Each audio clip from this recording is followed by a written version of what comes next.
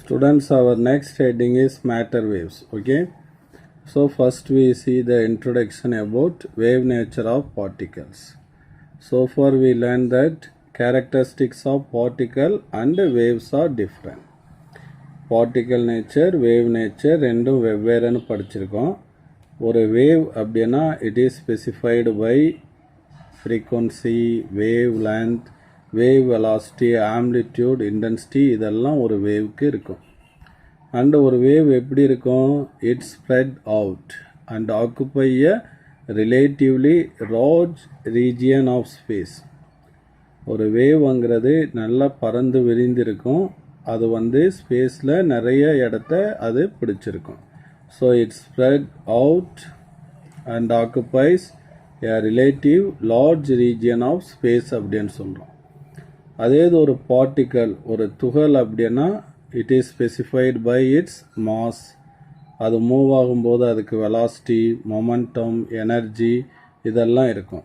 But it occupies some definite position in space. ஸ்பேஸில் ஒரு குறிப்பிட்ட இடத்துல இருக்கும் and is very small in size இருக்கும். கிளாசிக்கல் ஃபிசிக்ஸ் அப்படிங்கிறது ஆன்சியன் ஃபிசிக்ஸ், ஓல்டு ஃபிசிக்ஸ் அப்படின்னு அர்த்தம். Treated particles and waves as distinct entities. பார்ட்டிகல்ஸும் வேவ்ஸும் தனித்தனியான துகள்கள். பார்ட்டிக்கல் வேற, வேவ் வேற, அது ரெண்டும் தனித்தனியானது அப்படின்னு கிளாசிக்கல் ஃபிசிக்ஸில் சொல்லியிருந்தோம். But quantum theory suggested dual character for radiation. ரேடியேஷனுக்கு ரெண்டு கேரக்டர் இருக்குது. That is radiation behaves as a wave at times, as a particle at other times.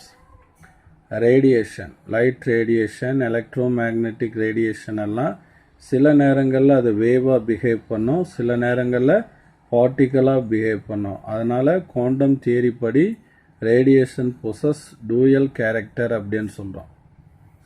அப்போ from this wave particle duality of radiation the concept of wave nature of matter arises. அப்போ ரேடியேஷனுக்கு particle nature இருக்கும்போது ஒரு பார்ட்டிக்கலுக்கு என்ன nature இருக்கணும்? Wave nature இருக்கணும். So concept of wave nature of matter. மேட்டருங்கிறது என்னது? Particle. அது இப்போ உருவாகுது. அதை இந்த செக்ஷனில் நம்ம பார்க்க போகிறோம். அதை யார் கிரியேட் பண்ணுறான்னா டி ப்ராக்லி கிரியேட் பண்ணுறார். Wave particle duality of radiation was extended to matter.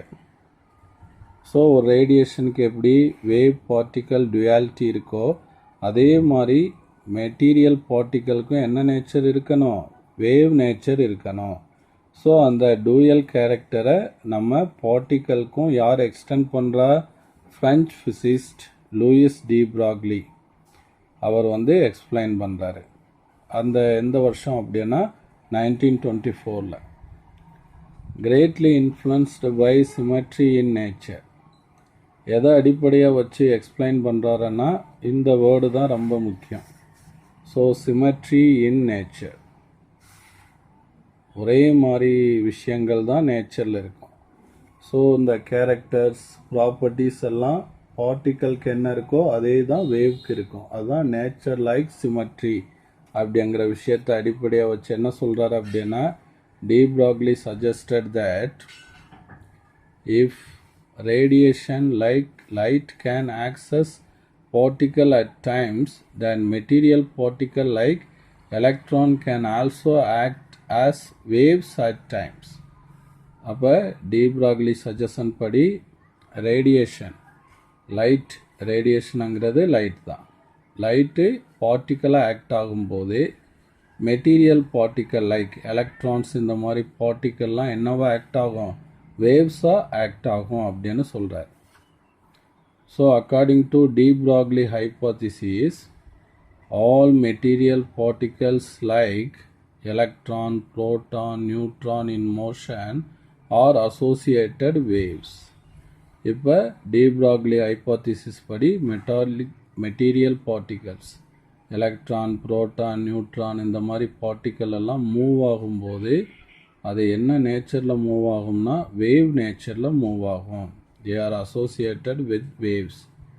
அப்போ வேவ்ஸ் உருவாகும். இந்த பார்ட்டிக்கல்லாம் மூவ் ஆகும்போதே அந்த வேவ்ஸ்க்கு என்ன பேர் சொல்கிறோம் அப்படின்னா matter waves are de Broglie waves அப்படின்னு சொல்லுவோம். இது வந்து 2 mark question. What is matter வேவ்ஸ்னா the waves associated are the waves produced by the material particles. Material particles உருவாக்கக்கூடிய அந்த அலைகளுக்கு பேர் தான் மேட்டர் வேவ்ஸ் அப்படின்னு சொல்லுவோம். இப்போ வந்து நம்ம அடுத்ததில் டி ப்ராக்லி வேவ் லென்த்தை பற்றி பார்க்க போகிறோம். இப்போ momentum of photon of frequency mu is given by அப்படின்னு கொடுத்துருக்கான். இந்த எக்ஸ்போஷன் எப்படி கொண்டு வந்தான்னு ஆல்ரெடி சொல்லியிருக்கேன். இப்போ இன்னொரு தடவை பார்க்கலாம்.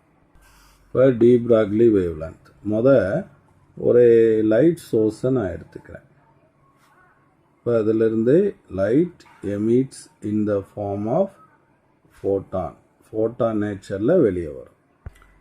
Each photon have energy equal to h mu அப்படின்னு பார்த்துருக்கோம்.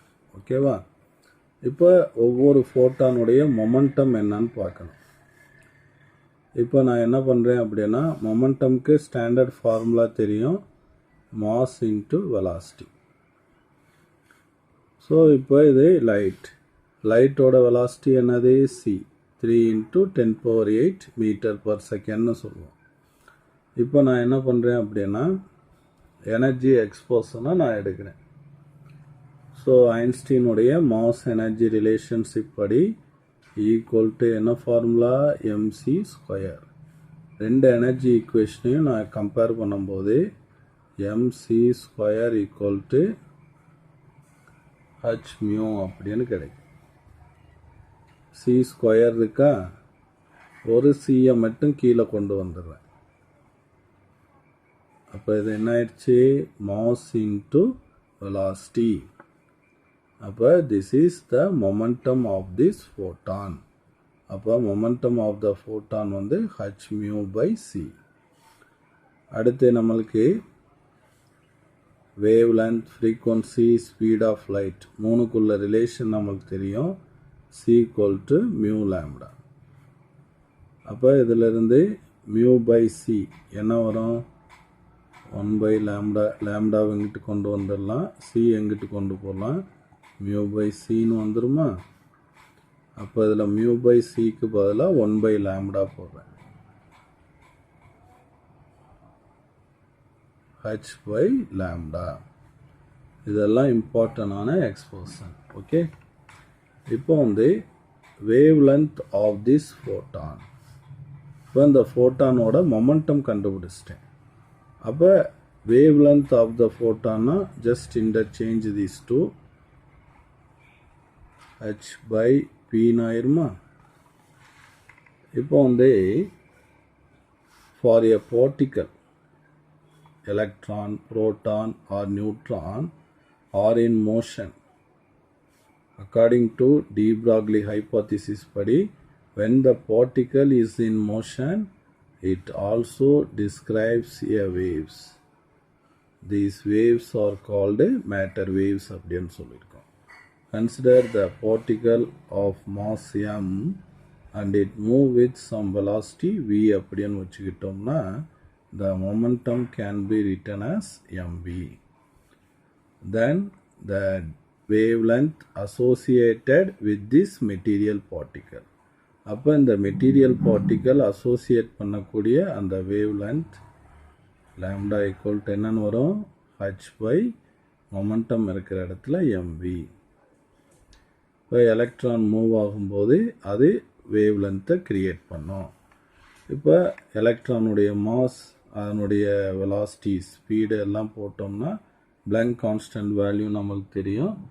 அப்போ வந்து இது வந்து எதை கொடுத்துரும் அப்படின்னு கேட்டோன்னா மேட்டர் வேவ்ஸ். இது இம்பார்ட்டண்டான ஒரு எக்ஸ்போஷன். The wavelength of matter waves is known as de Broglie wavelength அப்படின்னு சொல்லுவோம். ஓகேவா? திஸ் ஈக்குவேஷன் எதை ரிலேட் பண்ணுது, வேவ் நேச்சர், வேவ் கேரக்டர் எது வேவ் லென்த்தை ரிலேட் பண்ணுது. அதே நேரத்தில் பார்ட்டிக்கல் கேரக்டர், பார்ட்டிக்கல் கேரக்டர் என்னது, மொமெண்டம். இங்கே சொல்லியிருக்கோமா, a wave is specified by wavelength, a particle is specified by momentum. அப்போ வேவ் நேச்சரையும் பார்ட்டிக்கல் நேச்சரையும் இந்த எக்ஸ்போஷன் என்ன பண்ணுது அப்படின்னா கனெக்ட் பண்ணுது. எதன் மூலமாக? த்ரோ பிளாங்க் கான்ஸ்டன்ட் மூலமாக கனெக்ட் பண்ணுது அப்படின்னு சொல்கிறோம். Okay students.